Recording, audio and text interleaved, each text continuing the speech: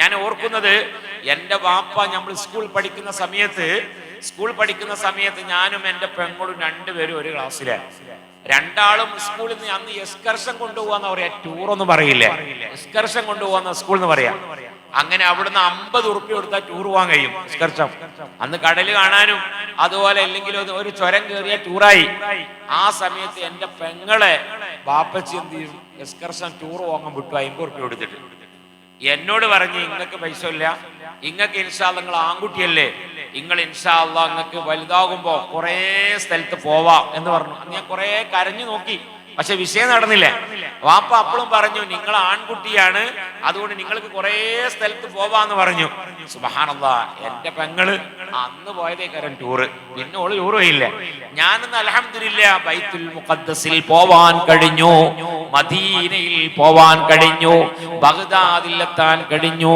അൽഹംദുലില്ലാഹ് ലോകത്തിന്റെ വിവിധ ഭാഗങ്ങളിലെത്തി. ഇന്ന് അൽഹംദുലില്ലാഹ് തിരുവനന്തപുരം പൂഴനാട് എന്ന് പറയുന്ന സ്ഥലത്തും എത്തി.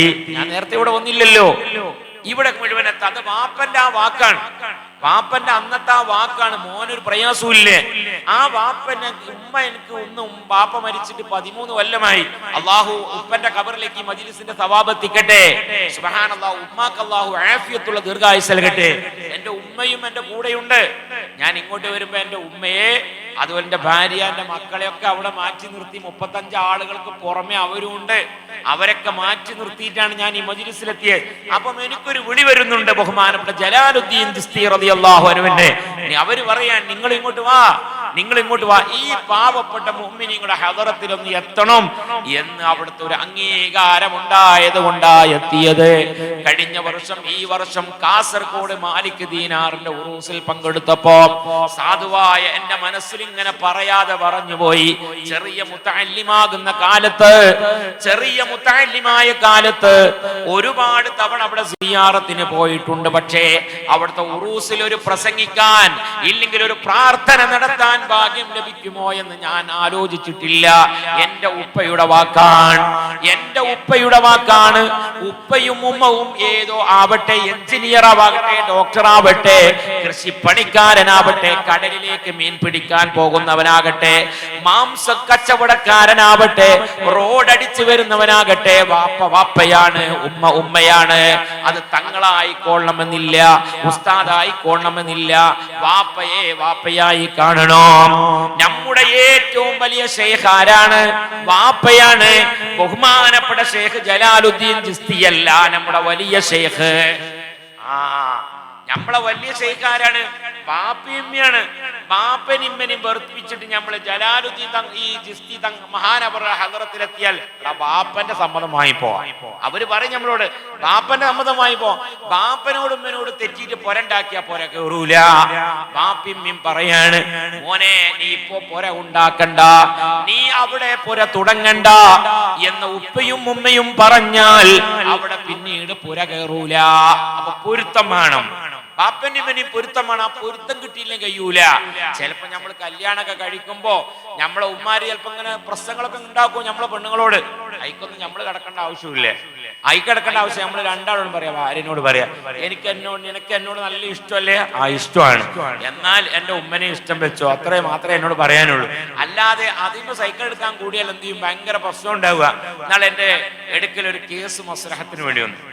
ആ മസ്ലഹത്തിന് വന്നപ്പോ ഈ മരുമകൾ തന്നെ ഇവിടെ പറയാം, മരുമകള് ഉമ്മനെ കുറിച്ച് ഇങ്ങനെ പറയാണ്, എന്റെ ഈ തള്ളനെ എനിക്ക് പൊറപ്പിക്കാൻ കഴിയൂല. മരുമകള് പറയാണ്, ഭർത്താവിന്റെ ഉമ്മയെ കുറിച്ച് പറയാണ് തള്ളാന്ന്. ഞാൻ പറഞ്ഞു, പ്രശ്നം പരിഹരിക്കാൻ വേണ്ടിയാണല്ലോ നമ്മൾ പറഞ്ഞത്, അതുകൊണ്ട് തള്ളാന്ന് നീ ഒരിക്കലും പറയില്ലേ.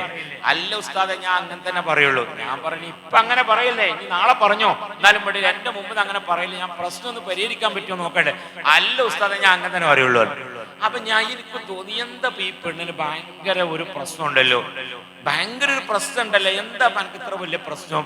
അപ്പൊ ഓളോട് ചോദിച്ചപ്പോ ഓള് പറഞ്ഞു, ഉസ്താദെ, ഇന്റെ പൊരയിലുള്ള ഫ്രിഡ്ജ് തുറക്കണമെങ്കിൽ ഈ തള്ളന്റെ സമ്മതം വേണം.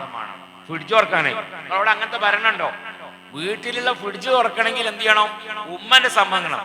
അപ്പൊ എനിക്കും തോന്നി, ഇത് തള്ളാന്ന് വിളിച്ചാ പോരാ, കരുന്തള്ളാന്ന് വിളിക്കണം. അല്ലേ? അങ്ങനെ ചില പുരക്കാരുണ്ടാവും. അങ്ങനെ ഉണ്ടാവാൻ പാടില്ലേ? റമദാനാണല്ലോ വരുന്നത്. അതുകൊണ്ട് വിശാല ഇപ്പൊ നമ്മൾ ഈ സദസ്സിൽ വന്നിട്ടുണ്ട്, അമ്മായിയും വേണ്ടി വരും, ഇതിൻ്റെ ഉള്ളിൽ നിറച്ച് സഹോദരിമാരുണ്ട്, ഇവിടെ ഉണ്ട്, ബാക്ക് ഭാഗത്തിനൊക്കെ ഉണ്ട്.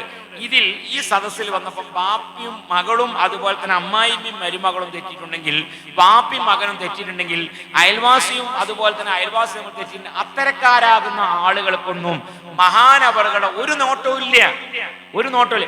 ഇതൊക്കെ ശരിയായ ആളുകൾക്ക് മാത്രമേ നോട്ടുള്ളൂ. അതാണ് പൊരുത്തം വാങ്ങുക എന്ന് പറയുന്നത്. അങ്ങനെ ഞാൻ ഗൾഫ് നിൽക്കുമ്പം ഈ വില്ലാതം കമ്പനി, അതുപോലെ വലിയ ക്ലോക്ക് ടവർ, നിങ്ങൾ കണ്ടില്ലേ മക്കത്തിലെ ക്ലോക്ക് ടവർ, ഇതൊക്കെ ഉണ്ടാക്കിയ വലിയ വില്ലാതം കമ്പനിയാണ്. ഇതിൽ ഒരാൾക്ക് ജോലി കിട്ടിയാൽ അൽഹംദുലില്ലാ ഓൻ കഴിച്ചിലായി വില്ലാതം കമ്പനിയിൽ. അങ്ങനെ എന്നോട് പറഞ്ഞു, ഉസ്താദ് നിങ്ങൾ പരിചയമുണ്ടല്ലോ അതിലുള്ള ഒരാളെ, അദ്ദേഹത്തിനോട് വിളിച്ചു പറഞ്ഞാൽ എനിക്കൊരു ജോലി കിട്ടും. നല്ലോണം ശ്രദ്ധിക്കണം എല്ലാവരും. ഇപ്പൊ SSLC പരീക്ഷ എഴുതുന്ന സമയമാണ്. എല്ലാവരും പരീക്ഷ എഴുതിയവരും എഴുതാനുള്ളവരും എഴുതിക്കൊണ്ടിരിക്കുന്ന ആളുകളും ഒക്കെ ശ്രദ്ധിക്കുക. അങ്ങനെ സുബ്ഹാനല്ലാഹ് ഇവനോട് പറഞ്ഞപ്പോ ഞാൻ പറഞ്ഞു ആയിക്കോട്ടെ എന്നാലും ഞാൻ നാക്കാന്ന് പറഞ്ഞു. അങ്ങനെ ഞാൻ വിളിച്ചിട്ട് പറഞ്ഞു, ഓന്റെ ബയോഡാറ്റ നോക്കുമ്പോ മാഷാ അല്ലാഹ് ഓന്റെ CV നോക്കുമ്പോ എല്ലാം ഒരുപാട് കമ്പനിയിൽ ഓൻ ജോലി ചെയ്തിട്ടുണ്ട്. ഈ CV ഇങ്ങനെ നോക്കിയാൽ എവിടെ ഓന് ചാൻസാണ്. മാഷാ അല്ലാഹ്. അങ്ങനെ ഞാൻ ഈ കമ്പനിയിലെ മുദീറിനായിട്ട് ഞാൻ പരിചയമുണ്ട്, മൂപ്പരോട് പറഞ്ഞപ്പോ ഓന്റെ CV നോക്കുമ്പോ മാഷാ അല്ലാഹ് അപ്പൊ ആള് നല്ല ഉഷാറാണ്. അങ്ങനെ ഇവന്റെ അസിസ്റ്റന്റ് സെക്രട്ടറി ആയിട്ട്, ഓഫീസിലെ അസിസ്റ്റന്റ് സെക്രട്ടറി ആയിട്ട് ജോലി എടുത്തു. എത്ര ശമ്പളം? 8000 റിയാൽ. 8000 റിയാൽ എന്ന് പറഞ്ഞാൽ എത്ര റുപ്യ ഉണ്ടാവും? നിങ്ങളെ പൂയനാട്ടിൽ എത്ര ഉണ്ടാവും? 1 ലക്ഷം. എത്ര ഉണ്ടാവും? 4000 റിയാലിന് എത്ര ഉണ്ട്? 1 ലക്ഷം. 8000 റിയാലിന് എത്രയായി? 2 ലക്ഷം റുപ്യ. പിന്നെയോ 2 ലക്ഷം റുപ്യ മാസം ശമ്പളം. നിങ്ങൾക്ക് അങ്ങനത്തെ ജോലിയാക്കി തന്നെ എങ്ങനെ ഉണ്ടാവും? പ്രാത്താവോ? 2 ലക്ഷം റുപ്യ ശമ്പളം ഉണ്ട്.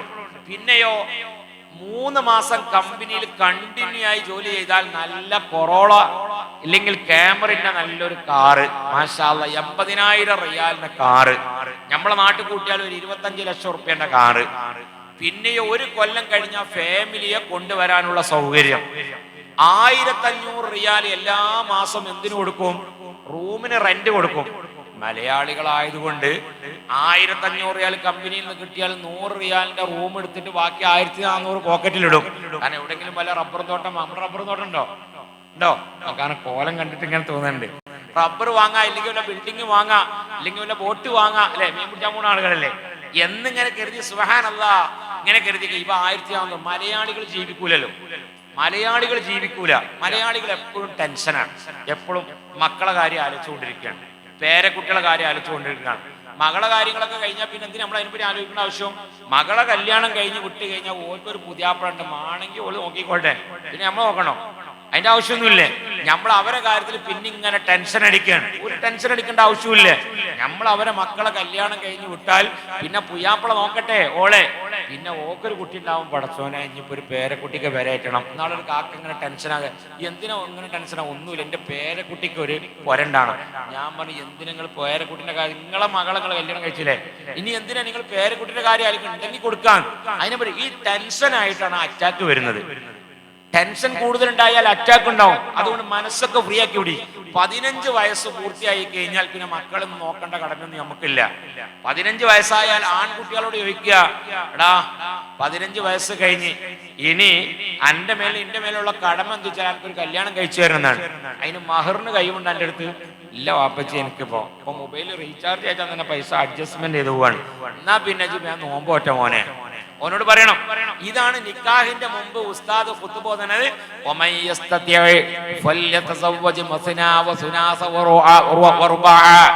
എനിക്ക് കൈവാകുമെങ്കിൽ 2, 3, 4 കെട്ടിക്കോ. കൈവാവൂലെങ്കിൽ നോമ്പ് പറ്റുവാൻ. നിങ്ങൾക്ക് തിരിയാത്തീനെന്താ കാട്ടുന്നത്?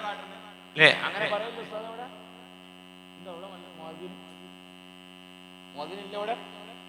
പറയല്ലേ? പറയുന്നുണ്ട്. അക്കെല്ലോടത്തും സംയുക്തമായ കേസാണ്. അപ്പൊ അതാണ് ഈ പറയുന്നത്. ഇത് നിങ്ങൾക്ക് തിരിയാത്തോണ്ടാണ്. കൈവാവൂല്ലെങ്കിൽ നോമ്പ് വെൽക്കാനാ പറഞ്ഞത്. 15 വയസ്സ് കഴിഞ്ഞാൽ സുബ്ഹാനല്ലാഹ് നമുക്ക് അത്രേ ബാധ്യതയുള്ളൂ. ഇപ്പൊ SLC കഴിഞ്ഞിട്ട് ഒരു കുട്ടി +1 പോണില്ല. നിങ്ങൾ ടെൻഷനാവും. ഇപ്പൊ ടെൻഷനാവും, ഉസ്താദെ ഓനെ +1 പോണില്ല. ഒറ്റ ചോദ്യം ചോദിക്കാൻ പാടുള്ളൂ, ഓനെ SLC എത്ര ഉണ്ട്? അങ്ങനെ A+ വല്ലാതൊന്നുമില്ല. എന്നാലും അവിടെ പോകാം. പോണോ പോണ്ടേ? ഞാൻ പോണില്ല. അപ്പൊ എന്നാ പോണ്ട. ഒയ്ക്ക മകനെ എന്ന് ഒരട്ടം പറയാ. പിന്നെയും പറയാം ഞാൻ പോണില്ല വാപ്പച്ചിയെ എന്ന് പറഞ്ഞാൽ എന്നാ പോണ്ട, ഞാൻ അടുത്ത പരിപാടി എന്നാ വേഗം പണിക്കിറങ്ങിക്കോ, കാരണം തിന്നാണ്ടാക്കണ്ടേ. ഇല്ലെങ്കിൽ എന്ത് ഹോട്ടൽ പണിക്ക് പോവുക, ഇല്ലെങ്കിൽ കൃഷിപ്പണിക്ക് പോവുക, ഇല്ലെങ്കിൽ മീൻ പിടിക്കാൻ പോവുക, അല്ലെങ്കിൽ കച്ചവടം ചെയ്യാൻ പോവുക, ആ പണിക്ക് പോകണം. പഠിച്ചിട്ടില്ലെങ്കിൽ പിന്നെ ഇനി അതല്ലേ അടുത്ത ചാൻസ്. പിന്നെ എന്താ പഠിച്ചിട്ടില്ലെങ്കിൽ പിന്നെ അടുത്ത ചാൻസ് അല്ലേ, തിന്നണ്ടേ. അപ്പൊ പഠിക്കുകയാണെങ്കിൽ വാപ്പ എന്നെ നോക്കും, പഠിക്കണില്ലെങ്കിൽ പിന്നെ ഇനി എന്നെ നോക്കണം. സുബ്ഹാനല്ലാഹ്. അപ്പൊ തോന്നുന്നു എന്താ പിന്നെ പഠിച്ചാൻ പോകാനല്ലേ, അതിന് പിന്നെ ടെൻഷനാകാൻ നിൽക്കണ്ട, മന്ദിർ ചൂതാൻ പോകാൻ നിൽക്കണ്ട. സുബ്ഹാനല്ലാഹ്. അപ്പൊ റെഡിയായി. അപ്പൊ ഒറ്റ വട്ടം പറയാം, നമ്മൾ ഓന്റെ വേക്കിൽ സൈക്കിൾ ഇങ്ങനെ കൂടുമ്പോഴാ പ്രശ്നമുള്ളു. ചില പെണ്ണുങ്ങൾക്കൊക്കെ ഭയങ്കര പ്രശ്നം തന്നെ, ഉസ്താദേ എന്റെ കുട്ടി തീരെ ഭക്ഷണം കഴിക്കുന്നില്ല, തീരെ ഭക്ഷണം കഴിക്കുന്നില്ല. ഞാൻ പറയില്ല എന്താ പറയുക, അതിനെ മരുന്നൊന്നും കൊടുക്കണ്ട, ദശമൂലാരിഷ്ടം പാരാരിഷ്ടം കൊടുത്താൽ തീറ്റല്ലാത്ത കുട്ടികളാണ് തീറ്റ കൊടുക്കും. 2 ദിവസം തീറ്റ കൊടുക്കാക്ക, തീരെ വൈകുന്നേരം ആകുമ്പോൾ തിന്നാൻ വരുമോ, വരുമോ? വയറാണ് കാലിയായ ശരിക്കും മണ്ടിയാണ് വരും. വയറ് കാലിയായ ഒരു പ്രശ്നം ഉണ്ടാവില്ല. അപ്പൊ ഇത് രാവിലെ നല്ല അടിച്ച് കയറ്റിയാണ്, അത് തീരുന്നതിന് മുമ്പ് 10 പിന്നെയും കയറ്റിയാണ്, അത് തീരുന്ന മുമ്പ് പിന്നെ ഉച്ചക്ക് പിന്നെയും കയറ്റും. പിന്നെ ഇങ്ങനെ ഭക്ഷണം കഴിച്ച് നമ്മക്കന്നെ വേണോ? അപ്പൊ ആവശ്യമില്ല. ഞാൻ നിസാർ ഇപ്പൊ ആകെ 1 കിലോ ഓറഞ്ച് കൊണ്ട് ഇവിടെ എത്തിയേ. അങ്ങനെ സുഖം നിസാർ ഡ്രൈവ് ചെയ്യാൻ ഓറഞ്ച് എത്ര പോയത് നമുക്കറിയില്ല, എന്റെ ടെലിഫോണിന്റെ അടിയിൽ കൂടെ അങ്ങനെ തിന്നന്നെയാണ്. അങ്ങനെ ഞങ്ങളിപ്പോ ഒന്നുമില്ലേ. അപ്പൊ ഒരു പ്രശ്നങ്ങളും ഉണ്ടാവില്ല. വയറ് കാലിയായ എല്ലാവരും ഭക്ഷണം കഴിക്കും. അപ്പൊ അതിനൊന്നും ടെൻഷൻ ആണ്ട ആവശ്യമില്ല. മലയാളികളാകുന്ന ആളുകൾ എപ്പോഴും അതാ ടെൻഷൻ, മക്കളെ കാര്യങ്ങൾ, പേരക്കുട്ടികളെ കാര്യങ്ങൾ, ഇല്ലെങ്കിൽ മറ്റോലെ കാര്യങ്ങൾ, അതിൻ്റെ ഒന്നും ആവശ്യമില്ല.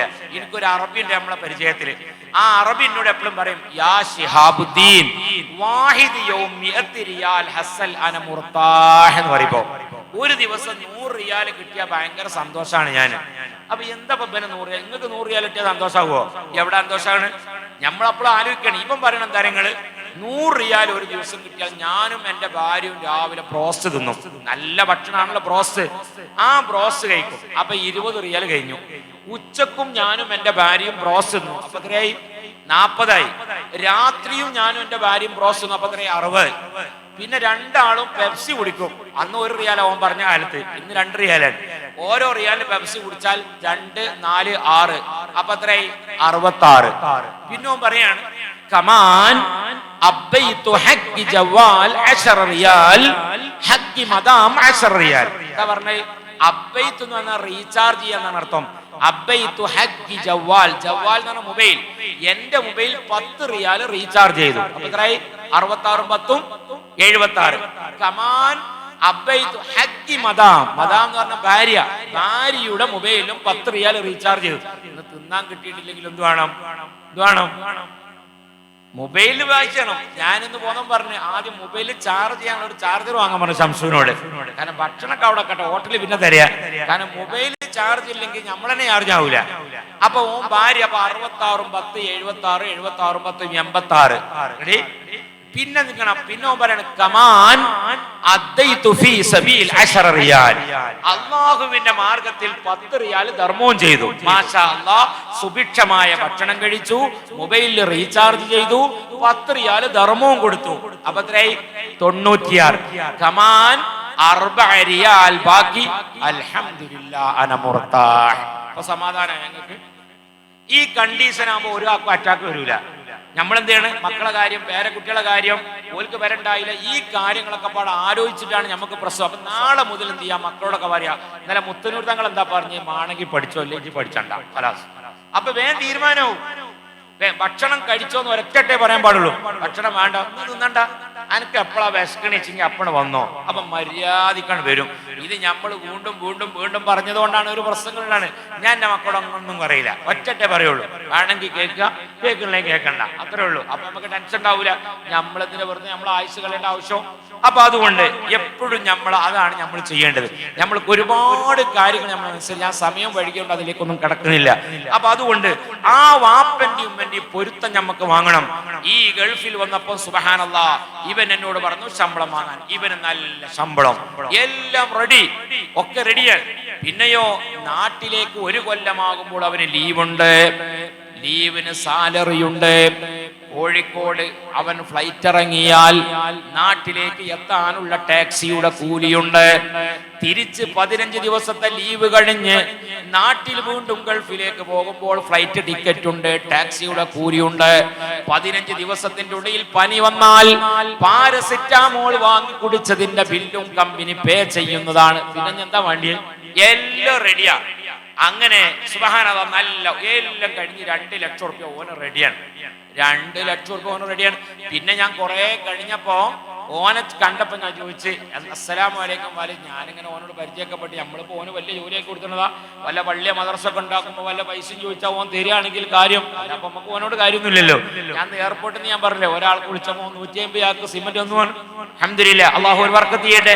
ഇങ്ങനെയല്ല നമുക്ക് എന്താ ഉള്ളത്? അങ്ങനെ സുബ്ഹാനല്ലാഹ് ഇവനോട് ചോദിച്ചാൽ എന്തൊക്കെയാണ് റാഹത്തനില്ലേ, സുഖം തന്നെയല്ലേ? അല്ല ഉസ്താദെ, ഞാനിപ്പോ അവിടുന്ന് ജോലിയിൽ നിന്ന് ഇറങ്ങിക്കണേ. എന്തേ ഇറങ്ങി? എന്നെ ഇറങ്ങി? ഞാൻ 26 ദിവസം കൊണ്ട് അവിടുന്ന് ഇറങ്ങിക്കണേ. 26 ദിവസം കൊണ്ട് ഇറങ്ങി, 1 മാസം ഫുള്ളാക്കിയില്ല.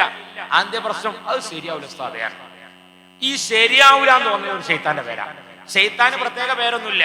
ഇവിടെ ഇങ്ങനെ കുത്തിരിക്കുമ്പോ ഇപ്പൊ നിങ്ങൾക്ക് തോന്നാണ് ഈ തങ്ങൾ ഇനിയിപ്പോ ഇങ്ങനെ പ്രസംഗിച്ചാ നമുക്ക് വേഗം പോകാല്ലേ. അപ്പൊ ആ ശൈത്താന്റെ പേര് അത് തന്നെയാണ്.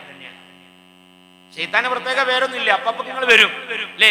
ഒരാൾ സുബൈക്ക് എണീക്കണം എന്ന് കരുതിയിട്ട് സുബൈക്ക് 5:30 മണിക്ക് അലാറൊക്കെ വെച്ച് ഇങ്ങനെ കിടന്നുറങ്ങുകയാണ്. 5:30 മണിക്ക് അലാറം അടിച്ചപ്പോ സുബ്ഹാനല്ലാഹ് രണ്ടാമത് പിന്നെ ഒരു 5 മിനിറ്റ് കൂടി കഴിയട്ടെ, കുറച്ചേരം കൂടി ഉറങ്ങാൻ തരും. പിന്നെ കുറച്ചേരം കൂടി ഉറങ്ങാൻ കഴിയുമ്പോ പിന്നെ സുബൈ കഥായിട്ടാണ് മൂപ്പരെന്തേത് നീച്ചത്. അപ്പൊ ആ സുബൈ കഥാക്കി ശൈത്താന്റെ പേരുന്ന 5 മിനിറ്റ് മൂപ്പരെ വരും. എടാ പുസ്തകം വായിക്കാൻ അങ്ങനെ എടുക്കുമ്പോ തോന്നും കുറച്ച് ചെയ്യട്ടെ. SLC ആണ്, വായിച്ച മനെ അറിയും. അമ്മ കുറച്ച് ചെയ്യട്ടെ. ആ ശൈത്താന്റെ പേരെന്താ? കുറച്ച് ചെയ്യട്ടെ. മാത്സ് എടുക്കുമ്പോ തോന്നും ഇംഗ്ലീഷ് എടുക്കണം, ഇംഗ്ലീഷ് എടുക്കുമ്പോ തോന്നും ബയോളജി എടുക്കണം. ഇത് തോന്നുന്നത് അതന്നെ ശൈത്താന്റെ പേര്. അപ്പൊ ശൈത്താന് കുറച്ച് കഴിയട്ടെ എന്ന് പറഞ്ഞാൽ അതൊരു ശൈത്താന്റെ പേര്. സമ്മ ഖൈർ ദാക ഖൈർ എന്നാണ് അറബിയിൽ പറയാ ശൈത്താന്റെ പേര്. സമ്മ ഖൈർ ദാക ഖൈർ. അങ്ങനെ ഇവൻ പറഞ്ഞു അത് ശരിയാവില്ല ഉസ്താദേ.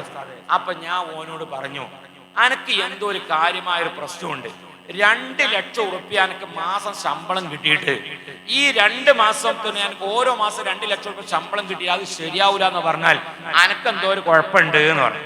അതുകൊണ്ട് നീ ഒന്ന് ആലോചിച്ച് നോക്ക്, വാപ്പാനെ ജുമ്മാനെ ആരെങ്കിലും ഒരു പിത്തനെ കാട്ടിക്കണോ ചോദിച്ചു. ഇല്ല ഉസ്താദെ. ഞാൻ പറഞ്ഞു ഒന്ന് ആലോചിച്ച് നോക്കാറ്. ഓൻ 10 മിനിറ്റ് ഇങ്ങനെ ആലോചിച്ചിട്ട് ഓൻ പറഞ്ഞു, ഉസ്താദെ ഞാൻ ഒരു വിക്രസ് കാട്ടിക്കണതാണ്. അതിങ്ങോട്ട് പറയാൻ. അതെന്താ കേസം? SSLC അവിടത്തേക്കാണ് ഞങ്ങൾ ശ്രദ്ധ കൊണ്ടുവരുന്നത്.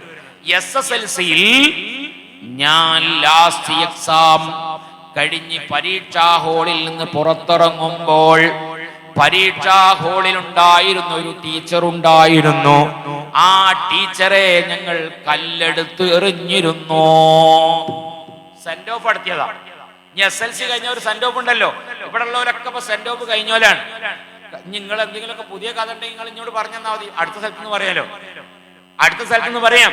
ഇങ്ങനെ പല ആളുകളുണ്ട്.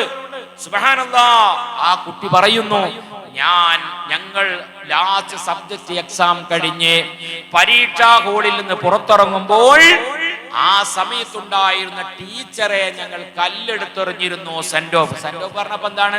തിരിയണ ഫാൻ ഉണ്ടെങ്കിൽ അത് കേടെടുത്താ. അടുത്ത കൊല്ലം June 1 സ്കൂൾ തുറക്കുമ്പോൾ ഫാൻ തിരിയാൻ പാടില്ല.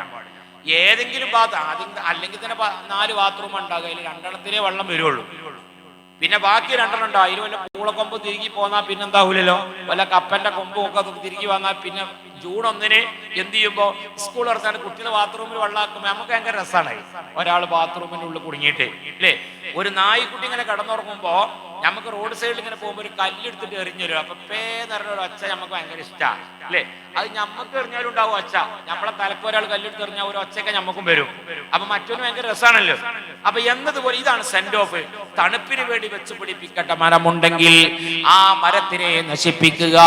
ഇതൊക്കെയാണ് സെന്റ് ഓഫ്. അതുകൊണ്ട് സെന്റ് ഓഫ് നടത്താനുള്ള കുട്ടികളാണ് ഇവിടെയുള്ളത്. സെന്റ് ഓഫ് നടത്തിയവരാണ് ഇവിടെയുള്ളത്. പ്രിയപ്പെട്ട കൂട്ടുകാരെ, ഇവൻ ചെയ്തതെന്താ? ലാസ്റ്റ് സെന്റ് ഓഫിന്റെ അന്ന് ടീച്ചറെ കല്ലെടുത്ത് ഞങ്ങൾ എറിഞ്ഞിരുന്നു. അപ്പൊ ഞാൻ ചോദിച്ചാടാ, ഞങ്ങൾ എന്ന് പറഞ്ഞാല് നിങ്ങൾ വലിയ കല്ലോണ്ടേറ്റ് എറിഞ്ഞ ഞങ്ങളൊക്കെ പാടെ കൂടിയിട്ട്? അല്ല ഉസ്താദേ, എറിഞ്ഞത് ഞാൻ തന്നെയാണ്. ഒരു 8 ആളുകൾ ഞങ്ങൾ ഒരു സഫായി നിന്നു. 8 ആളുകൾ ഞങ്ങൾ ഒരു സഫായി നിന്നു. ആ സഫിൽ നിന്ന് ഞാൻ ആ കല്ലെറിഞ്ഞത് ടീച്ചർ തിരിഞ്ഞു നോക്കുമ്പോൾ 8 ആളുകളെയും കാണുമ്പോൾ ആരാണ് എറിഞ്ഞതെന്ന് ടീച്ചർക്ക് തിരിയാൻ പാടില്ല. അതിനാണ് ഞങ്ങൾ 8 ആൾ നിന്നത്. അപ്പൊ ഇമാമ ഞാൻ ഇപ്പൊ നിങ്ങളെ മുമ്പിൽ ഇങ്ങോട്ട് ഇരിക്കാണ്, ഞാൻ ഇങ്ങോട്ട് തിരിഞ്ഞാൽ ഞാൻ ഇമാമായി. അപ്പൊ ഇങ്ങളൊക്കെ മൗമുമാണ്. നിങ്ങൾ ആരെങ്കിലും ഒരാൾ കല്ലെടുത്തെറിഞ്ഞാൽ അങ്ങനെ ഉണ്ടാവും. അതിനാണ് ഈ മെഹ്റാബിന് വലത്തേ ഡോറ് വേഗം വെക്കണം. മെഹ്റാബിന് വലത്തെ ഒന്നാമത്തെ സഫിൽ വാവതിലുണ്ടാവില്ല. എപ്പോഴത് ഏറിട്ടെന്ന് അറിയാൻ പറ്റുമോ? കാരണം നിങ്ങളല്ല കൗമ്, എപ്പോഴത് ഏറിയാൻ പറ്റുമോ? സുബ്ഹാന ജല്ല ജലാലു ഉടനെ ഇറങ്ങിക്കൊള്ളണം. അപ്പം അതിന് 8 ആളുകൾ ഒന്നിച്ച് നിന്ന് ടീച്ചർ തിരിഞ്ഞു നോക്കുമ്പം ആരാണ് എറിഞ്ഞതെന്ന് അറിയാൻ പാടില്ല. അതുകൊണ്ട് 8 ആളുകൾ ഒന്നിച്ചു നിന്നു. എറിഞ്ഞത് ഞാൻ തന്നെയാണ്. സുബ്ഹാനല്ലാഹ്. ടീച്ചർ എന്തേ ചെയ്തു? ടീച്ചർ ഒന്നും ചെയ്തില്ല. ഒരു 5 മിനിറ്റ് നേരം ഞങ്ങളെ മുഖത്തേക്ക് ഒന്ന് നോക്കി നിന്നു. ആ നോട്ടമാണ് കുരുത്തക്കേട്. കുരുത്തക്കേട് എന്ന് പറഞ്ഞാൽ തല്ല് വാങ്ങലോ ചീത്ത വാങ്ങലോ മാത്രമല്ല, നോട്ടവും കുരുത്തക്കേടാണ്, പൊരുത്തക്കേടാണ്. ഒരാൾ സുബ്ഹാനല്ലാഹ് ഒന്ന് നോക്കിയാൽ മതി. സുബ്ഹാനല്ലാഹ്. വാപ്പ ഒന്ന് നോക്കി മുഖത്തേക്ക്, വേണ്ടാത്ത ചെയ്തവൻ ബാപ്പന്ന് മുഖത്തേക്ക് നോക്കി, അത് പൊരുത്തക്കേടാണ്. നോട്ടത്തിന് അർത്ഥമുണ്ട്, നോട്ടത്തിന് ഒരുപാട് അർത്ഥമുണ്ട്. മുത്തുനബി സല്ലല്ലാഹു അലൈഹി വസല്ലമ തങ്ങൾ മക്കയിൽ നിന്ന് ശത്രുക്കളുടെ മർദ്ദനം കാരണമായി മദീനയിലേക്ക് യാത്ര പോകുമ്പോൾ ഒരു വാഹനപ്പുറത്ത് കയറി മക്കയോട് പിന്നെയും ഒരു നോട്ടം നോക്കി. മക്കയിലേക്ക് പിന്നെയും ഒന്ന് തിരിഞ്ഞു നോക്കി. അപ്പോഴാണ് ഒരു ആയത്തിറങ്ങിയത്, ഇന്നല്ലദീ ഫറള അലൈക്കൽ ഖുർആന ലറാതുക ഇലാ മആദ്. നബിയേ, തങ്ങൾ വിഷമിക്കേണ്ടതില്ല, നിങ്ങളെ മക്കയിലേക്ക് തന്നെ തിരിച്ചു കൊണ്ടുവരും. ഈ ആയത്ത് നമ്മൾ യാത്ര പോകുമ്പോൾ ഓതൽ സുന്നത്താ. ഇന്നല്ലദീ ഫറള അലൈക്കൽ ഖുർആന ലറാതുക ഇലാ മആദ്. അല്ലോ, ഈ സ്വന്തം നാട്ടിലേക്ക് ഒരു നോട്ടം നോക്കിയതാണ്. അപ്പൊ ആ നോട്ടം കൊണ്ട് ഒരു ആയത്തിറങ്ങിയാണ് അല്ലെ. ഗൾഫിലേക്കൊക്കെ പോകുമ്പോ 6 മാസം ലീവൊക്കെ കഴിഞ്ഞിട്ട് അവൻ അവസാനം 6 മാസം ലീവ് കഴിഞ്ഞ് കാറിൽ ഇങ്ങനെ കേറുമ്പോ അവസാനം പിന്നെ ഒരു നോട്ടമുണ്ട്. ആ 3 വയസ്സാകുന്ന കുട്ടിയെ കളിപ്പിച്ചതും ചിരിപ്പിച്ചതും ഐസ്ക്രീം വാങ്ങിക്കൊടുത്തതും ഒക്കെ അവന്റെ മുമ്പിലുണ്ട്. പ്രായമുള്ള വാപ്പയെയും ഉമ്മയെയും മുഖത്തേക്ക് നോക്കുമ്പോൾ അർത്ഥമുണ്ട്. ഈ ഞാൻ 2 വർഷം കഴിഞ്ഞ് ഗൾഫിൽ നിന്ന് വരുമ്പോൾ എന്റെ പ്രായമുള്ള ഉപ്പ ഇനി ഉണ്ടാകുമോ എന്ന് എനിക്കറിയില്ല. പ്രായമുള്ള ഉമ്മയെ എനിക്ക് കാണാൻ കഴിയുമോ എന്ന് എനിക്കറിയുകയില്ല.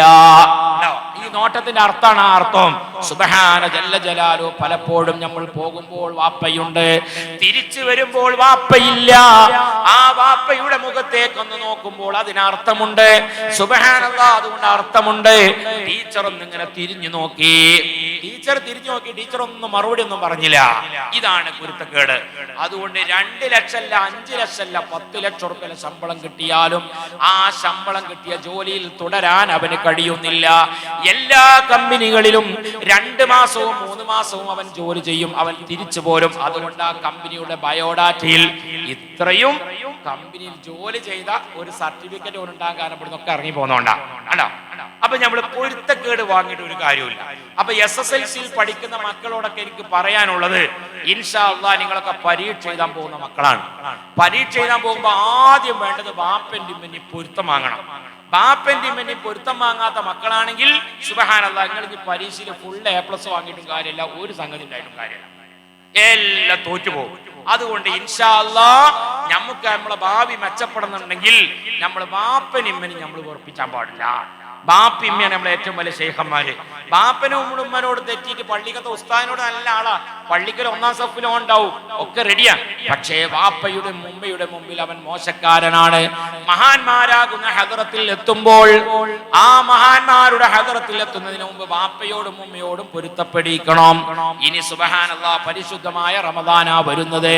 റമദാൻ വരുന്നതിന് മുമ്പ് ഭാര്യയോട് പൊരുത്തപ്പെടിക്കണം, ഭാര്യ ഭർത്താവിനോട് പൊരുത്തപ്പെടിക്കണം, വാപ്പയോട് മക്കൾ പൊരുത്തപ്പെടിക്കണം. കാരണമില്ലാതെ മക്കളെ ചീത്ത പറയാൻ പാടില്ല. വാപ്പമാര് ശ്രദ്ധിക്കണം. എപ്പോഴും ഇങ്ങനെ പറഞ്ഞുകൊണ്ടിരുന്ന അവര് കേറി വരും അല്ലേ. ഭാര്യ ഭർത്താവിനോട് പൊരുത്തപ്പെടിക്കണം. നിങ്ങളാരെയും ജീവിതത്തിൽ അങ്ങനെ പൊരുത്തപ്പെടിച്ചിക്കണോ? ഉണ്ടോ? ഭാര്യ ഭർത്താവിനോട്. അപ്പൊ ചിലർക്കൊരു സംശയം, സുബ്ഹാനല്ലാഹ്, പെണ്ണുങ്ങളോട് ഇപ്പൊ പൊരുത്ത, അല്ലെങ്കിൽ തന്നെ ഇപ്പൊ 2 ചപ്പാത്തി ഇങ്ങനെ മര്യാദക്ക് കിട്ടുന്നുണ്ട്. ഇപ്പൊ ഞാൻ 2 ചപ്പാത്തിയും കൂടി മുടങ്ങാനുള്ള വയലാ അപ്പൊ മുത്തനൂർ തങ്ങളെ വയത്. കാരണം ഇപ്പൊ ഓളോട് ഇപ്പൊ പൊരുത്തപ്പെടിക്കാൻ പോയാൽ അങ്ങനെ ഉണ്ടാവും. അല്ലെങ്കിൽ തന്നെ ഓളെ നാവ് ഈ നീള ഉസ്താദെ ഒന്ന് പറഞ്ഞാൽ 8 എണ്ണം പറയും. ഞാൻ ഓളോട് അങ്ങോട്ട് പൊരുത്തപ്പെടിക്കാൻ പോയാലോ? അറബികൾ മിസ്രികൾക്ക് ഒരു പ്രയോഗമുണ്ട്, എന്ന് പറഞ്ഞാൽ ഈ നീളണ്ടോളം നാവ് എന്നാണ് മിസ്രികളുടെ പ്രയോഗമാണ്. അതുകൊണ്ട് നാവ് നീളമുള്ള സഹോദരിമാരുണ്ടാവും. എന്ന് പറഞ്ഞാൽ 4 എണ്ണം പറയുന്നവരുണ്ട്. തിരിച്ചങ്ങോട്ടും പാടില്ല, തിരിച്ച് അങ്ങോട്ടും കടപ്പാടുണ്ട്, ഇങ്ങോട്ടും കടപ്പാടുണ്ട്. സുബ്ഹാനല്ലാഹ്. ഞാനിപ്പോ ബഗ്ദാദിലേക്ക് പോയപ്പോ എന്റെ ഭാര്യയെ കൊണ്ടുപോയിട്ടുണ്ട്, കൂടെ എന്റെ ഉമ്മയെ കൊണ്ടുപോയിട്ടുണ്ട്, ചെറിയ ഒരു കുഞ്ഞിനെ കൊണ്ടുപോയിട്ടുണ്ട്. 2,66,000 രൂപ എനിക്കും ചെലവാണ്. സുബ്ഹാനല്ലാഹ്. അപ്പൊ മറ്റേ മക്കളൊക്കെ ഉണ്ട്, 4-5 മക്കൾ അള്ളാഹു തന്നിട്ടുണ്ട്. അള്ളാഹു 5 മക്കളെ നന്നാക്കട്ടെ. ഒരു മോൻ മരിച്ചുപോയി, അള്ളാഹു സ്വർഗത്തിലേക്ക് കൈ പിടിച്ചു കൊണ്ടുപോകുന്ന മക്കളെ കൂട്ടത്തിൽ അള്ളാഹു ഉൾപ്പെടുത്തട്ടെ. അപ്പൊ ഇനി 4 മക്കൾ വേറെ ഉണ്ട്. അപ്പൊ ഇവര് പറയാണ്, പാപ്പച്ചിയെ നിങ്ങൾ ഞമ്മളെ കൊണ്ടുപോയില്ല. അപ്പൊ ഇനി അവരെ പ്രശ്നം തീർക്കാൻ വേണ്ടി ഇൻഷാ അല്ലാഹ് നാളെ മറ്റന്നാള് കൊടകിൽ പരിപാടിയാണ്. അപ്പൊ ഓലെ കൊണ്ടകാനുള്ള പ്ലാനിങ്ങിലാണ് ഇപ്പൊ ഞാൻ പോകുന്നത്. കണ്ടോ? അപ്പൊ അവിടെ നന്നാക്കണം. എല്ലാ മക്കളോടും നീതി കാണിക്കണം, ഭാര്യയോട് നീതി കാണിക്കണം, ഭാര്യ ഭർത്താവിനോട് നീതി കാണിക്കണം. അപ്പോഴേ അള്ളാഹു ബറക്കത്ത് നൽകുകയുള്ളൂ. പുരയിൽ ബറക്കത്ത് വേണം, കിട്ടുന്ന ശമ്പളത്തിൽ ബറക്കത്ത് വേണം. അപ്പോഴേ ബറക്കത്ത് ഉണ്ടാവുകയുള്ളൂ. പരിശുദ്ധമായ റമദാൻ നമ്മുടെ മുമ്പിലുണ്ട്. റമദാൻ വരുമ്പോൾ നാം നനച്ചുകുളി എന്നൊരു പ്രയോഗം മലപ്പുറം ജില്ലയിലുണ്ട്. ഇവിടെ ഉണ്ട് നനച്ചുകുളി. എന്തായാലും പറയാ, റമദാന്റെ തൊട്ടു മുമ്പേയായി മൊത്തം ഒന്ന് വൃത്തിയാക്കി, പോരെയും പരിസരമൊക്കെ വൃത്തിയാക്കി, ആ നേരത്തെ അലക്കിയതാണെങ്കിലും ഒന്ന് അലക്കി, നിസ്കാരക്കുപ്പായൊക്കെ ഒന്ന് അലക്കി വൃത്തിയാക്കി. എന്തായാലും ഇവിടെ പറയാ, പരിപാടി ഇല്ലേ? അങ്ങനെ അലക്കണവരുണ്ടോ? എന്തായാലും പറയാ, കഴുകി വൃത്തിയാക്കുക. ഞങ്ങൾ മലപ്പുറത്തായിട്ട് പറയും നനച്ചുകുളി എന്ന് പറയും. ഒന്ന് ഉഷാറായി കുളിക്കാണ്. റമദാനാണല്ലോ. അപ്പൊ റമദാന്റെ തൊട്ട് പോരൊക്കെ മാറാലൊക്കെ അടിച്ചു വരി നല്ല വൃത്തിയാക്കണം. മാറാല അടിച്ചു വരാത്ത ചിലന്തി വലകൾ ഒഴിവാക്കാത്ത വീടുകളാണെങ്കിൽ ആ വീടുകളിൽ ദാരിദ്ര്യമുണ്ടാകും. ഹബീബുനാ സല്ലല്ലാഹു അലൈഹി വസല്ലം. ചിലന്തി വലുള്ള വീടുകൾ, വൃത്തിയില്ലാത്ത വീടുകൾ, പരിസരം വൃത്തിയില്ലാത്ത വീടുകൾ, ബാത്റൂം വൃത്തിയില്ലാത്ത വീടുകൾ, അത്തരക്കാരാകുന്ന വീടുകളാണെങ്കിൽ ആ വീട്ടിൽ എന്തുണ്ടാവും? ദാരിദ്ര്യമുണ്ടാവും. ഹബീബുനാ സല്ലല്ലാഹു അലൈഹി വസല്ലം. വാപ്പയുടെയും ഉമ്മയുടെയും പേര് വിളിക്കുന്ന മക്കളാണെങ്കിൽ അവർക്ക് ദാരിദ്ര്യമുണ്ടാകും. ഹബീബുനാ സല്ലല്ലാഹു അലൈഹി വസല്ലം. ബാപ്പയുടെയും ഉമ്മയുടെയും പേര് വിളിക്കാൻ പാടില്ല. മുഹമ്മദ് എന്നും ഫാത്തിമ എന്നോ ഉപ്പയുടെയും ഉമ്മയുടെയും പേരാണെങ്കിലും മുഹമ്മദ് എന്നോ ഫാത്തിമ എന്നോ വിളിക്കാൻ പാടില്ല. ഉപ്പ എന്നോ ഉമ്മയാ എന്നോ വിളിക്കാൻ പാടുള്ളൂ. വാപ്പയുടെയും ഉമ്മയുടെയും മുമ്പിൽ നടക്കുന്ന ആളുകളാണെങ്കിൽ അവർക്കും അവിടെ ഐശ്വര്യം ഉണ്ടാവുകയില്ല. വാപ്പന്റെ ഉമ്മന് മുമ്പ് നടക്കാൻ പാടില്ല. വാപ്പ ഒരുപക്ഷെ കൃഷി പണിക്കാരനാവാം, മകൻ ഡോക്ടറാകാം, എഞ്ചിനീയർ ആകാം, എന്നാലും വാപ്പയാണ് മുമ്പിൽ നടക്കേണ്ടത്. ഒരു കാറിൽ യാത്ര ചെയ്യുമ്പോൾ സുബ്ഹാനല്ലാഹ് മകൻ ഡ്രൈവിംഗ് ചെയ്യുന്നു, മകന്റെ ഭാര്യയെ മുമ്പിലിരുത്തുന്നു, ഉമ്മയെയും ഉപ്പയെയും ബാക്കിലിരുത്തുന്നു. ദാരിദ്ര്യമുണ്ടാകും. ഹബീബുനാ സല്ലല്ലാഹു അലൈഹി വസല്ലം. വാപ്പ എന്തോ ആവട്ടെ, ഉമ്മ എന്തോ ആവട്ടെ, ഭാര്യയെ ബാക്കിലിരുത്തണം. എന്നാൽ എപ്പോഴും ഭാര്യയും ഭർത്താവും പോകുമ്പോ ഉമ്മ കയറാനും കുത്തിരിക്കണ്ട അല്ലേ? എപ്പോഴും നമ്മൾ എന്ത് ചെയ്യാ, ഓലെങ്ങനെ ഒരു സ്വർഗത്തിലെ കട്ടറുമ്പാക്കാൻ വേണ്ടിയിട്ട് എന്ത് ചെയ്യാ, ഓലെണ്ണ കല്യാണം കഴിഞ്ഞിരിക്കുന്ന എന്തുണ്ടാവുമല്ലോ, ഓൽക്കൊക്കെ റാഹത്തുണ്ടാവുന്ന ടൂറൊക്കെ പോകാൻ. അപ്പൊ ഉമ്മ പറയാം എപ്പോഴും ഞാനും പോരുന്നുണ്ട് പറഞ്ഞാൽ പിന്നെ സ്വർഗത്തിലെ കട്ടറുമ്പല്ലേ പോകാൻ പാടില്ല. അപ്പൊ പറയാ, ഇടക്ക് പറയാം മോനോട് പറയാ, മോനെ നിങ്ങൾ 2 ആളും പോയി വാ, ഇൻഷാ അല്ലാഹ് നമുക്ക് പിന്നെ പോവാം. അൽഹംദുലില്ലാഹ്. അപ്പൊ ഓൾക്ക് ഭയങ്കര ഇഷ്ടീകാരം അല്ലേ? ഭയങ്കര ഇഷ്ടീകാരം. എപ്പോ നിങ്ങൾ മാറ്റി ഒരുങ്ങിയാലും സുബ്ഹാനല്ലാഹ് അപ്പൊ പറയണത് ഞാനും നിങ്ങളെ കൂടെ എന്ന് പറഞ്ഞാൽ ഇവർക്ക് എന്തെങ്കിലും വർത്താനം പറയണ്ടാവും, എന്തെങ്കിലുമൊക്കെ ഒരു വർത്താനം ഓൽക്കും പറയണ്ടാവും, നിങ്ങൾ കേൾക്കാൻ പറ്റാത്ത വർത്താനമൊക്കെ. അപ്പൊ അതിനൊരു സ്വാതന്ത്ര്യം ഓൽക്കും കൊടുക്കണം. ഞാൻ ഇടക്ക് പറഞ്ഞെന്നുള്ളൂ, ഞാൻ അതിലേക്ക് കടക്കുന്നില്ല. അപ്പൊ അതുകൊണ്ട് വാപ്പയുടെയും ഉമ്മയുടെയും പേര് വിളിക്കുന്ന ആളുകൾ, വാപ്പയുടെയും ഉമ്മയുടെയും മുമ്പിൽ നടക്കുന്ന ആളുകൾ, വാപ്പക്കും ഉമ്മക്കും ദുആ ചെയ്യാത്ത മക്കളാണെങ്കിൽ അവർക്കും ദാരിദ്ര്യമുണ്ടാകും. ഹബീബുനാ സല്ലല്ലാഹു അലൈഹി വസല്ലം. മരണപ്പെട്ടു പോയ വാപ്പയും ഉമ്മയുമാണെങ്കിൽ അവരുടെ മഗ്ഫിറത്തിന് വേണ്ടി ദുആ ചെയ്യണം. മരണപ്പെടാത്ത വാപ്പയും ഉമ്മയുമാണെങ്കിൽ അവർ ആഫിയത്തിന് വേണ്ടി ദുആ ചെയ്യണം. എന്നാൽ അവർക്കൊക്കെ ദാരിദ്ര്യം ഒഴിവാകും. പൈസ ഉണ്ടാകാനേ പൈസ ഉണ്ടാകാൻ കച്ചവടം ഉണ്ടായിരുന്നു കാര്യമില്ല, ഒരുപാട് കാര്യങ്ങൾ ചെയ്യണം. കസ്റത്തുന്നൗം, അധികരിച്ച് ഉറങ്ങുന്ന ആളുകൾ അവർക്കും ദാരിദ്ര്യമുണ്ടാകും. ഹബീബുനാ സല്ലല്ലാഹു അലൈഹി വസല്ലം എപ്പോഴും ഉറങ്ങന്നെ. എന്താ പണി? കാര്യമായി പണിയൊന്നുമില്ല, ഉറങ്ങന്നെ ഉസ്താദേ അല്ലേ? നിങ്ങളെ പറ്റി പെണ്ണുങ്ങളോട് ചോദിച്ചോക്കണം, എന്താ പോയി മുപ്പര് ഈ ഉസ്താദ് നിങ്ങളാ പറഞ്ഞ മാതിരി തന്നെ മുപ്പര് അങ്ങനെ ഉറങ്ങന്നെ. പിന്നെ പെരുന്നാൾക്ക് തുണി കുപ്പ എടുക്കാൻ കഴിയോ? എങ്ങനെ എടുക്കാൻ കഴിയണം? കസ്റത്തുന്നൗം, അധികരിച്ച് ഉറങ്ങുന്ന ആള്. കഴിഞ്ഞ കൂടി ഞങ്ങൾ ഈജിപ്ത് യാത്രയിൽ ഒരാളുണ്ടായിരുന്നു. അപ്പൊ അയാളെ പരാതി, ഉസ്താദേ നിങ്ങൾ എനിക്ക് കാര്യമായി പണിയൊന്നുമില്ല, നിങ്ങൾ ദ്വാരക്കണം കേട്ടോ എന്ന് പറയാം. അപ്പൊ എന്താ നിങ്ങൾക്ക് പണി? ഇപ്പൊ പണിയൊന്നുമില്ല, രാവിലെ സുബൈക്ക് എണീക്കും, പിന്നെ സുബൈ നേരെ ഉദിച്ചിരിക്കുന്ന സൂര്യ ഉദിക്കാതെ ഉറങ്ങാൻ പാടില്ലല്ലോ, അതുകൊണ്ട് ഒരു 9 ഒരു 7 മണി സുബൈക്ക് സൂര്യ ഉദിച്ചു കഴിഞ്ഞാൽ ഒരു 9 മണി വരെ ഉറങ്ങുന്നതാണ്. പിന്നെന്താ പണി? 9 മണിക്ക് എണീറ്റിട്ട് പിന്നെ ചായയൊക്കെ കുടിച്ചിട്ട് പിന്നെ ഞാൻ ഉച്ചവരെ പിന്നെ ഉറങ്ങും ഉസ്താദെ. നല്ല മനുഷ്യൻ. ഉച്ചവരെ ഉറങ്ങും കേട്ടോ. ഉച്ചവരെ കഴിഞ്ഞാൽ പിന്നെ കുളിച്ചൊക്കെ വൃത്തിയായി ഉച്ചക്ക് ചോറ് ഞാനും ഭാര്യ ഒന്നിച്ച് കഴിക്കും, പിന്നെ രണ്ടാളും കൂടി ഉറങ്ങും. അപ്പോൾ ഉറക്കം വരും. സുബ്ഹാനല്ലാഹ്, അസ്ർ വരെ പിന്നെ ഉറങ്ങും.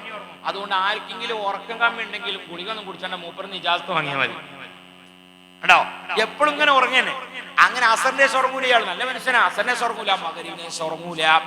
ഇശ കഴിഞ്ഞാൽ പിന്നെ മൂപ്പരെന്ത് ചെയ്യും? ഇശായ പിന്നെ ഹദ്ദാദൊക്കെ ചൊല്ലി ചോറൊക്കെ തിന്നിട്ട് പിന്നെ ഉറങ്ങുമല്ലോ. സുബ്ഹാനല്ലാഹ്, ഇയാൾക്ക് ഉറക്കുന്നൊരു കുഴപ്പമില്ല.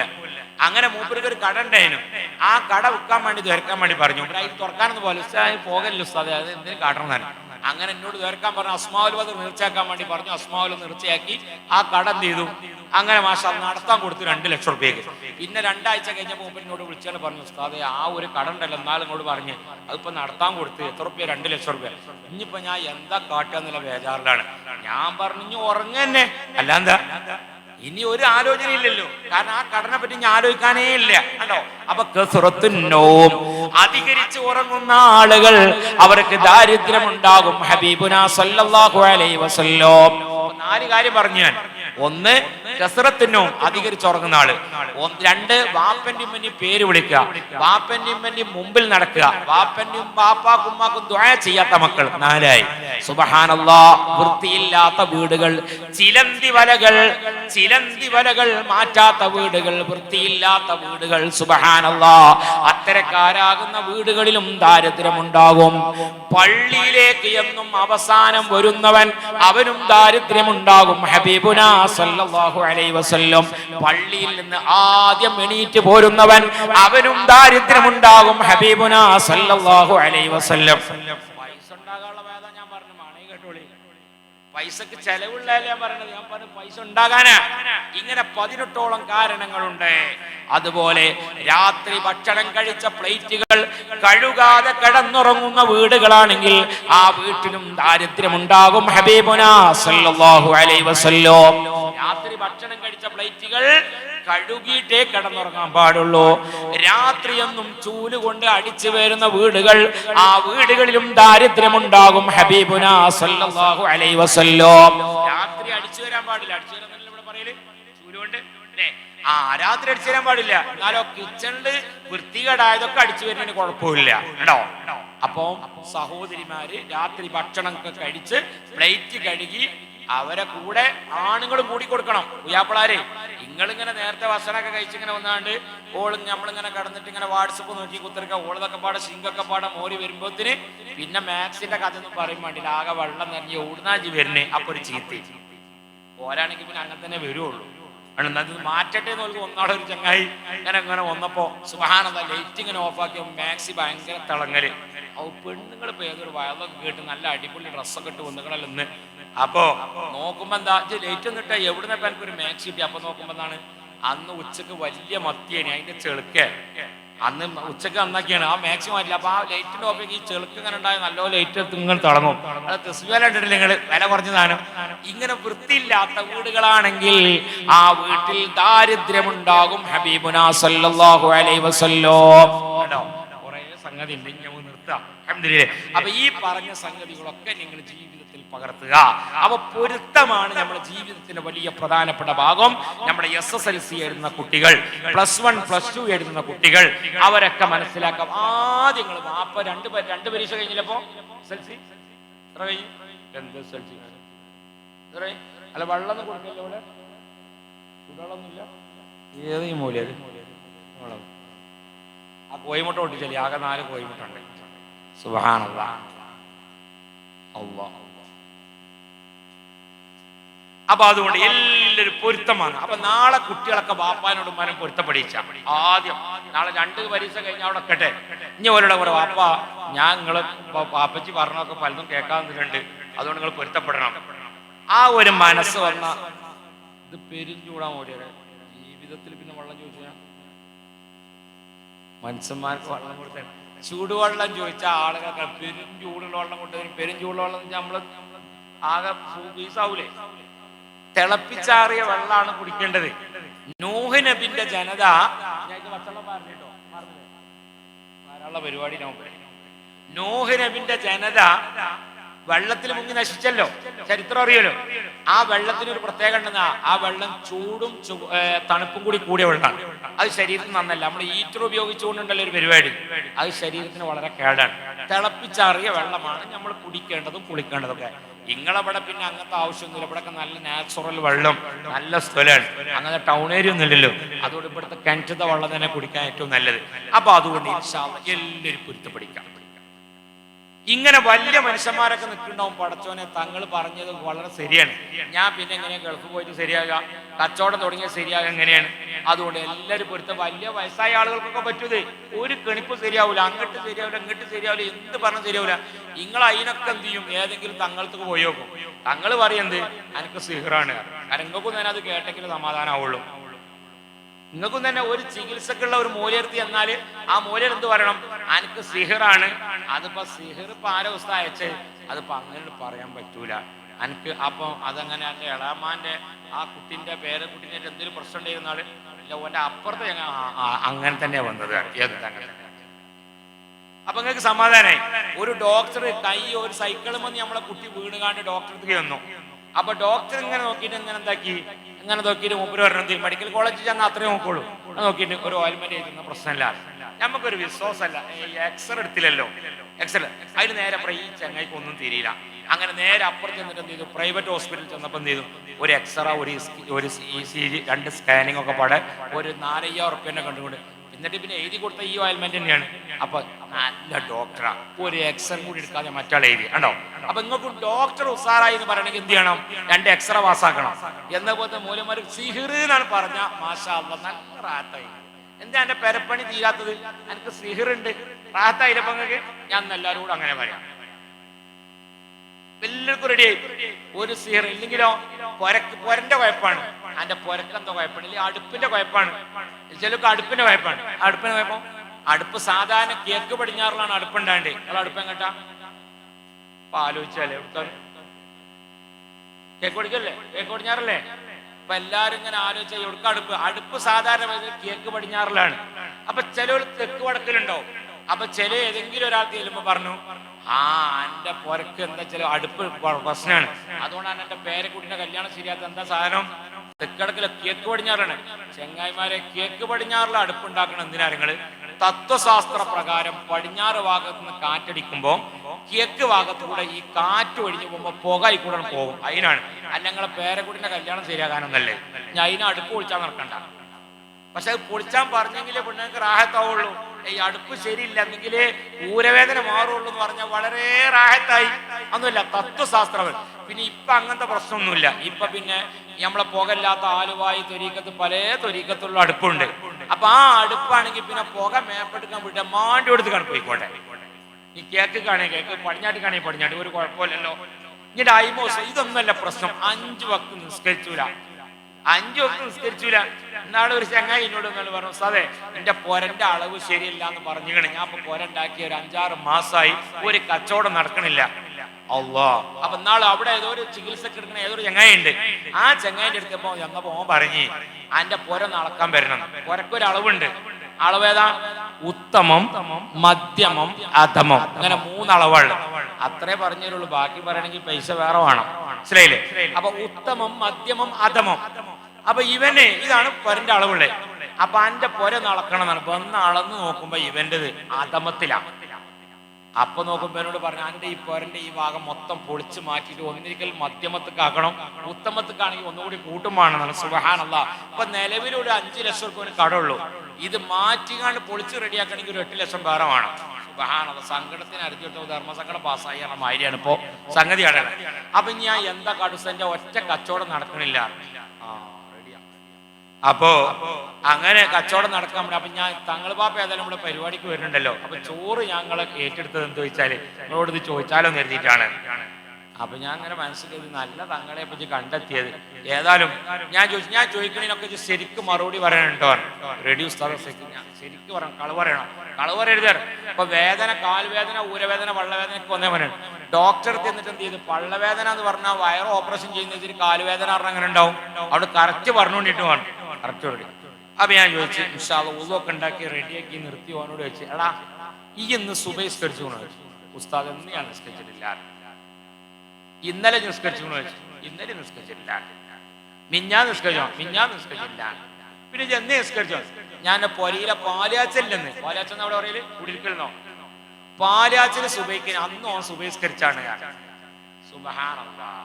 അപ്പൊ ഞാൻ അന്റെ അളവ് പാര അളക്ക് വെച്ചു പോരാ, അവിടെ നിൽക്കട്ടെ. ഈ ഇപ്പൊ സുബഹിസ്കരിച്ച അപ്പൊ ആദ്യം അന്റെ അളവൊന്ന് റെഡിയാക്കിയിട്ട് അന്ന ഒന്നിലേക്ക് ഉത്തമത്തുക്കോ മധ്യമത്തുക്കോ കൊണ്ടുവരണം. ഇടക്കൊക്കെ സുബഹിസ്കരിച്ച് ഇനി മധ്യമെന്ന് വെക്കാനേ ഈ തീരെ സ്കരിച്ചാതുകൊണ്ട് അധമാണ്. അതുകൊണ്ട് എന്ത് ചെയ്യണം, ആദ്യം അന്നെ ശരിയാക്കണം. ഇന്നിട്ട് 10 ദിവസം സുബഹിന്ന് കറക്റ്റ് നിസ്കരിച്ച് എന്നിട്ട് നമുക്ക് പൊരന്റെ അളവ് നമുക്ക് നോക്കാം.